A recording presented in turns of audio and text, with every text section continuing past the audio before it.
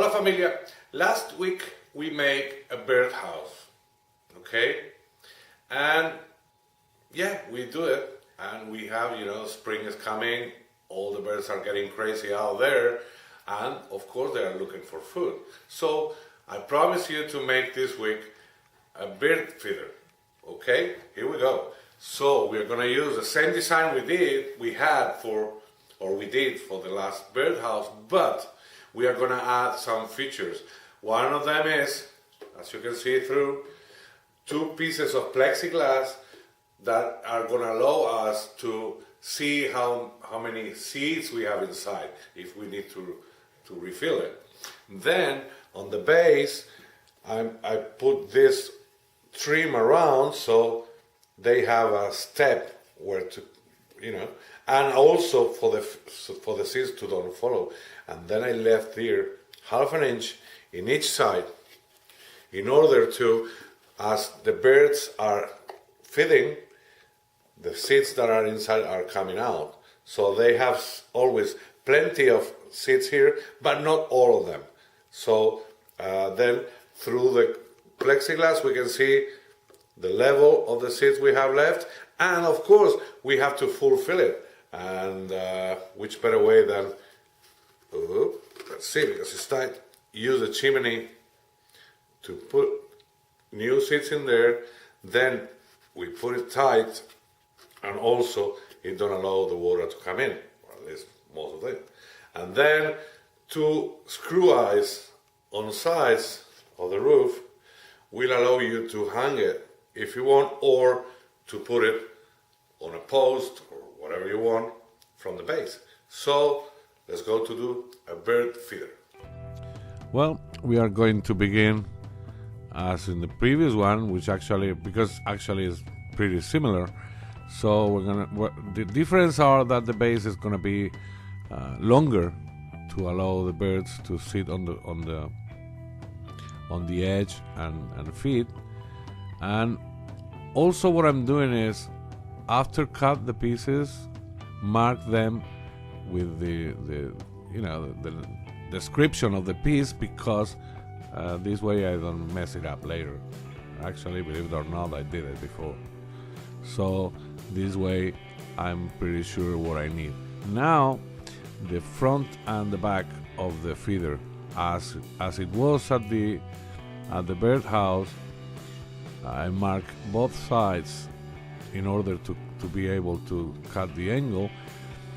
And you have to have in consideration that have to be a little bit shorter, about 1/2 inch shorter than the window sides. This will allow the seeds to follow and pass under it so it's going to be automatic feeder.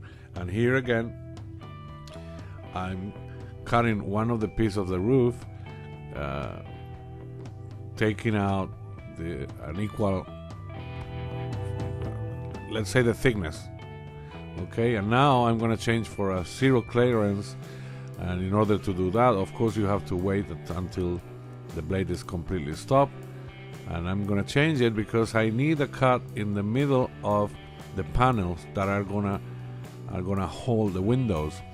And luckily, the plexiglass panels are 3 millimeters thick, or 1/8 of an inch, which actually is exactly the same thickness of the blade. So this makes just one cut enough. Then the 4 pieces needed, and the assembly is going to be as this. Here we go. This is a window panel, very easy, as you can see. Now I'm cutting the frame that is going to go around the base in order to don't allow the seats to fall. So nothing difficult so far. Actually, it's a very easy project. And now the assembly part. What I'm going to do first is assembly one of the let's say the frames of the windows. Okay, this is the first step, and in order to do that I use the window as a guide. And here is a small tip. When you use a stapler or a nailer, once you are ready to pull the trigger, you have to get your fingers out of the way, just in case the nail or the staple bends with the wood grain and come out by a side, and you have the finger there. As you can imagine, it's not going to be comfortable. And here what I'm doing is burn it before final assembly, because once you put the plexiglass glass in it, as you can imagine, you cannot give any heat or it's going to bend and destroy. So focus mostly on the inside. If you burn everything right now, it's perfect, but as you can imagine, and as always happened to me, I always forgot something. So no big deal as far as you burn all the inside parts.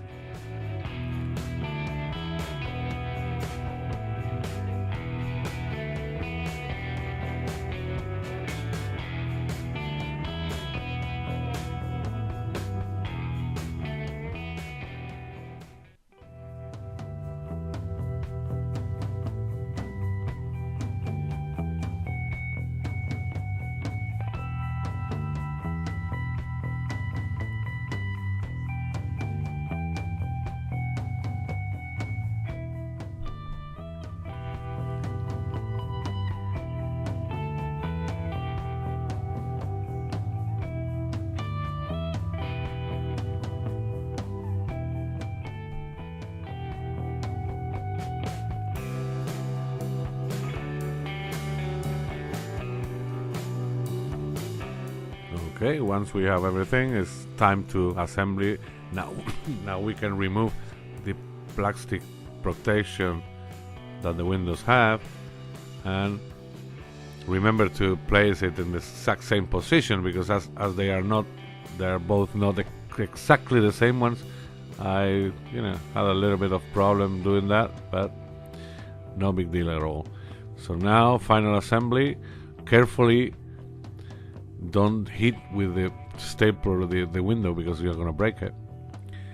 And then the roof, beginning with the small part. The smaller is important, because if you are wrong with that, you're going to have one side much longer than the other.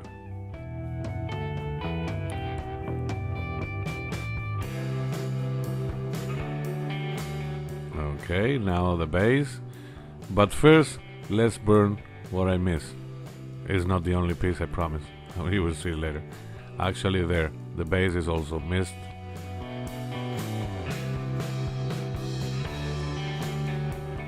As you can see, these are very easy projects, and the rustic look allows you to make small mistakes, which actually is going to help a lot.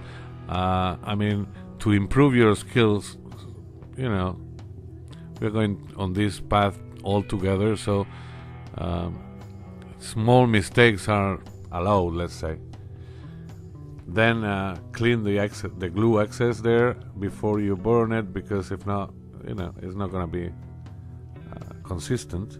Now glue and staple from the bottom, and we are almost good to go. But of course, there have to be any way to fulfill it. So I'm gonna use a 1-inch Forstner bit to make the hole on the roof vertically. So then I'm going to be able to apply a plug made of 1-inch double that is gonna fit perfectly fine there, and it's gonna have the look of a chimney. So here we go. That's our bird feeder. I hope you like it, and don't forget to subscribe, and I see you next Friday with another project in this channel. And if you want, in the description you have the link to the first or the main channel with wood turning projects every Tuesday. Bye bye, have a nice weekend.